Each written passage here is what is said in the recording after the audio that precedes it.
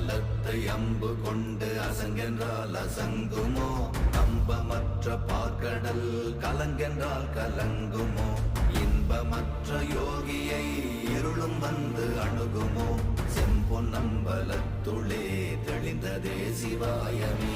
ஓம் நமச்சிவாய ஓம் ஓம் நமச்சிவாய ஓம் நமச்சிவாய ஓம் ஓம் நமச்சிவாய ஓம் நமச்சிவாய ஓம் ஓம் நமச்சிவாய ஓம் நமச்சிவாய ஓம் ஓம் நமச்சிவாய.